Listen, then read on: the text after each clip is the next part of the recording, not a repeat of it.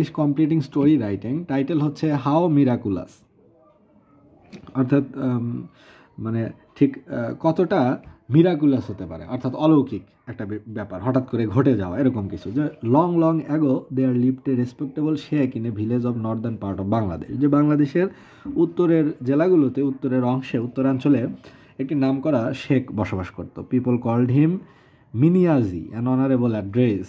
The village was named after him as Minianogor. In course of time, the name of the village was changed into Minanogor. Originally, his forefathers came from Arab to preach Islam. যে এই লোকের যে পূর্বপুরুষরা, পূর্বসূরি, তারা এখানে ইসলাম প্রচার করার জন্য আরব থেকে এসেছিলেন।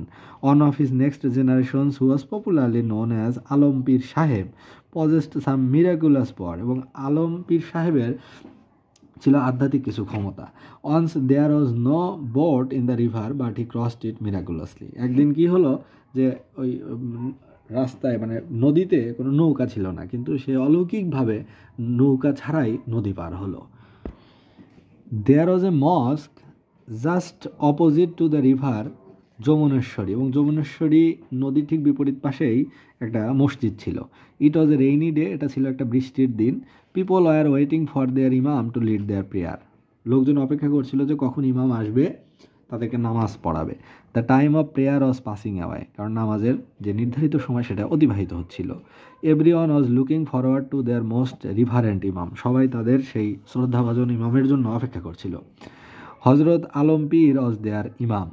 হি lived in Minanagar, the mosque was 3 miles away from his house. কারণ ওই মসজিদের ইমাম ছিল আলম পীর সাহেব, যিনি মিনানগরে বসবাস করত, এবং তার মসজিদ থেকে গ্রামটি ছিল, তার বাড়ি থেকে মসজিদটি ছিল প্রায় 3 কিলোমিটারের মতো দূরবর্তী।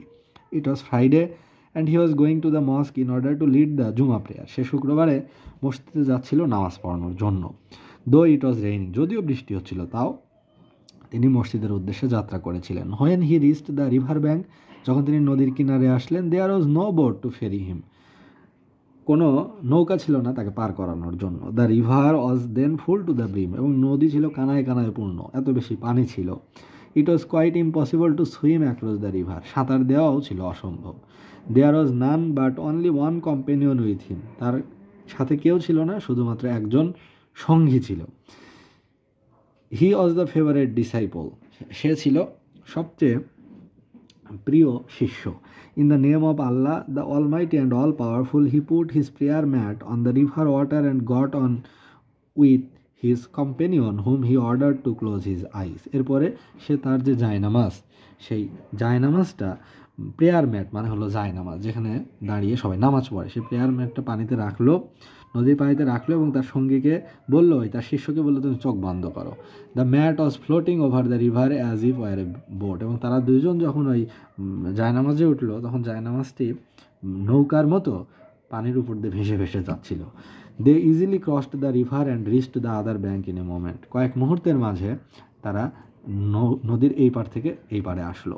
The disciple was strictly forbidden to disclose the miraculous event so that nobody could know his miracle. সে তার শিষ্যকে বলল যে তুমি যেন এই কথা কাউকে বলো না, এই যে এই গোপন কথা, এটা যেন কাউকে বলো না। But perhaps someone who happen to notice the miraculous event disclosed it later on, কিন্তু সম্ভবত কেউ একজন হয়তো এই অলৌকিক ঘটনা পাশ থেকে দেখেছিল, এবং সেই হয়তো এই ঘটনাটি অন্যদেরকে বলেছে। অ্যাকচুয়ালি হজরত আলম পীর ওয়াজ এ পারফেক্ট সেন্ট, সে ছিল একজন সাধু। He always tried to keep his power hidden, সে সবসময় চাইতো তার ক্ষমতা, তার শক্তি লুকায়িত থাকুক। He was a strict follower of the Naqshbandi Mujaddidi order of the Muslim saint. He was respected by most of the people of the locality, ওই এলাকার বেশিরভাগ মানুষ তাকে পছন্দ করতো, ভালোবাসতো, সম্মান করতো। তিনি ছিলেন একজন সাধু সন্ত টাইপের লোক, তার কিছু মিরাকুলাস পাওয়ার ছিল, এবং সে সবসময় মানে ডিভোটেড একজন বান্দা ছিল। এবং এই স্টোরিটি হলো পড়া হচ্ছে লেকচার 8 ইংলিশ ফর টুডে এই গাইডটি থেকে।